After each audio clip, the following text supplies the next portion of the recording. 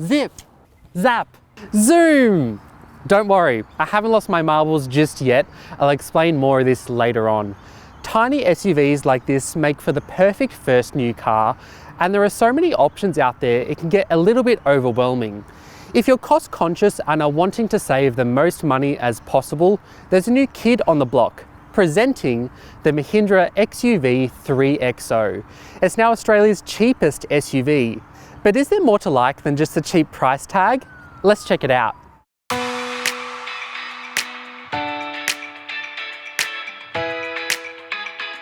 Yes, that's right, your eyes don't deceive you. This is how much this car actually costs. Unfortunately, there are no new SUVs under 20 grand anymore. In fact, there are barely any cars under that threshold anymore. Despite this, the Mahindra certainly still packs a lot of bang for your buck. For $23,490 drive away, the entry-level AX5L comes with 16-inch alloy wheels, dual 10.25-inch screens, wireless Apple CarPlay and Android Auto, dual zone climate control, an electric park brake with auto hold, and black cloth upholstery. Stepping up to the AX7L, which is what we have here, it's an extra 3 grand, but it adds larger 17-inch alloy wheels, a panoramic glass sunroof, 7-speaker Harman Kardon sound system, a cooled glove box, and black synthetic leather upholstery. Now that is a lot of standard kit for a car that's well under 30 grand. For a full rundown on the pricing and specifications, read my full detailed written review on carsguide.com.au. In terms of design, I can't stress just how small this car is. At just under 4 meters long, it is smaller than a Mazda 2. While the XUV 3XO is new, it is based on the SsangYong Tivoli, which was sold in Australia from 2018 to 2020, but it dates all the way back to 2015. At the front, this car does look a little bit like a sad panda, with this blacked out section across the grille as well as these large LED headlights. Around the side is where you can see just how short this rear overhang is. Key crossover SUV indicators include this black cladding around the wheel arches as well as the roof rails. Around the back, there is not much going on. It's a little flat, but a key design interest includes this full width LED rear light bar, which isn't to my personal taste, but it is a popular design trend at the moment. Inside, it's a mixture of both old school and new school. Ahead of the driver are two 10.25-inch screens, one for the digital instrument cluster and the other for the touchscreen multimedia system. One thing I really like about this cabin is the amount of physical controls, especially those for the climate controls. One big thing I dislike, however, is the vast amount of piano black. It gets dusty very quickly, and then when you wipe it clean, it can scratch. Up front, both seats are manually adjustable, which is to be expected at this price point. However, they're still comfortable and they offer an elevated driving position, which is something SUV buyers want. Ahead of the driver, there is a leather-wrapped steering wheel, which does offer tilt adjustment, but not reach adjustment, which is disappointing for those with long legs, like myself. The digital instrument cluster offers a range of different views, including one that has a full-screen map view, which looks great. Moving across, the touchscreen infotainment system is snappy enough and offers everything that you would come to expect, including wireless Apple CarPlay and Android Auto. I particularly like the amount of shortcut buttons that are under here that can take you to key menus. For storage up front, there are 2 cup holders as well as door pockets that offer 2 bottle holders. There's a USB-A port as well as a USB-C port that offers 65 watts of output. Lastly, there's a wireless charger, which is great if you use wireless smartphone mirroring. Moving to the second row, I'm surprised at just how wide the doors open. This makes getting in and out a lot easier. In terms of space, I'm 182 centimeters tall. I actually have a fair bit of legroom. Headroom could be better, although the sunroof doesn't help. You could easily get 2 adults across here, although pushing it to 3 would be a bit of a pinch. In terms of amenities, there are air vents, an extra USB-C port with a phone holder, a 12-volt socket, and last but not least, a fold-down armrest with cup holders. Around the back, there is a manual tailgate, but the button to open it can be a little tricky to find.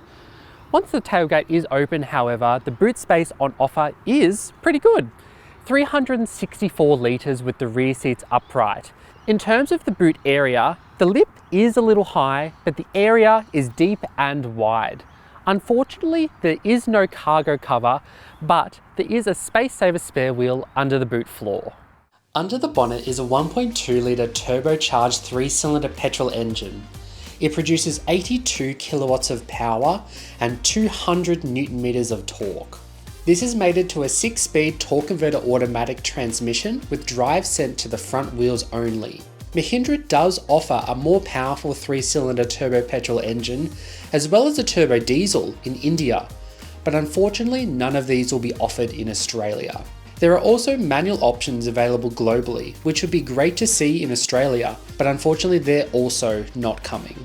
In terms of efficiency, Mahindra claims the XUV 3XO consumes a combined 6.5 litres per 100 kilometres. In practice, I almost matched this figure. During my almost 2 weeks of testing, I saw a figure of 6.6 litres per 100 kilometres. There's a 42 litre fuel tank, which using my as tested fuel consumption would see a theoretical range of 640 kilometres. Mahindra says the XUV 3XO is capable of running on 91 RON regular unleaded petrol, but it does recommend using 95 RON premium unleaded petrol instead.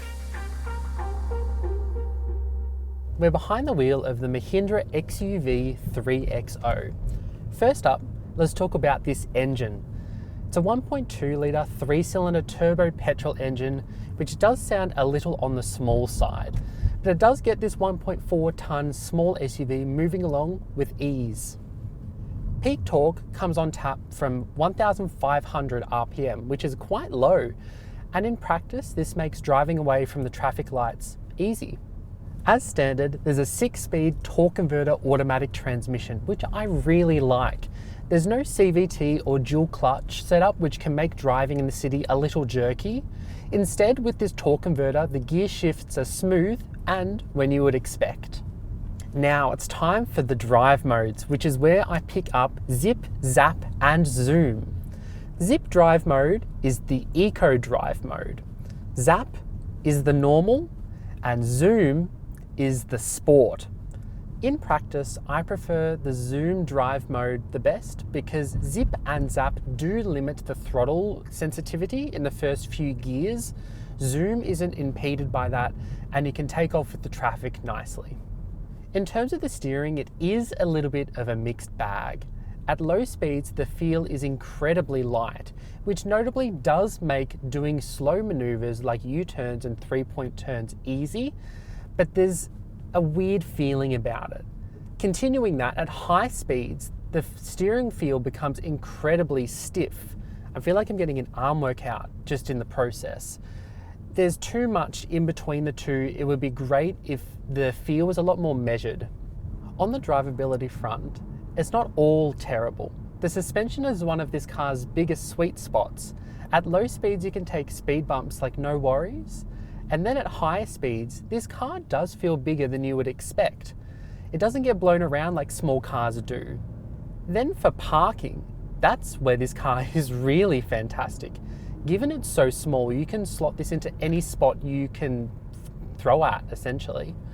There's a surround view camera as standard on this AX7L trim, which is surprisingly high resolution and it makes slotting into car parks easy.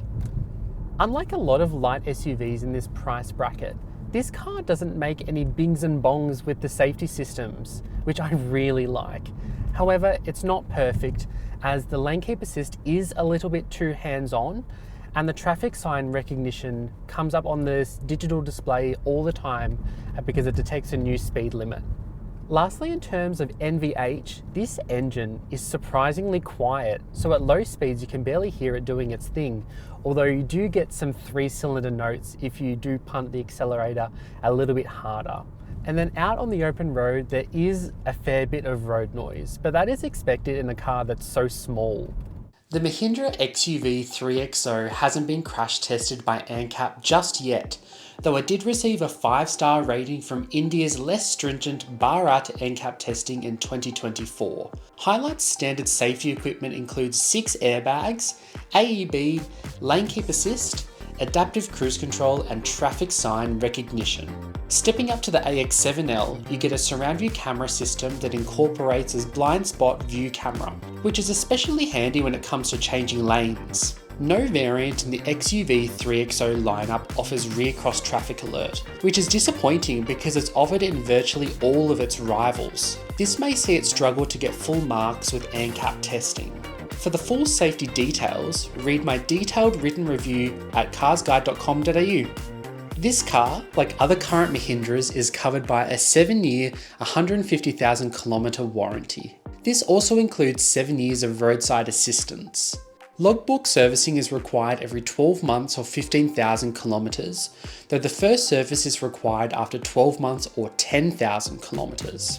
The first 7 services have capped pricing and all up cost just under $2,000. That's pretty affordable for this segment. This tiny SUV looks set to really put Mahindra on the map for Australian value buyers. It's got the looks, the standard kit, and most importantly, an incredibly appealing price tag.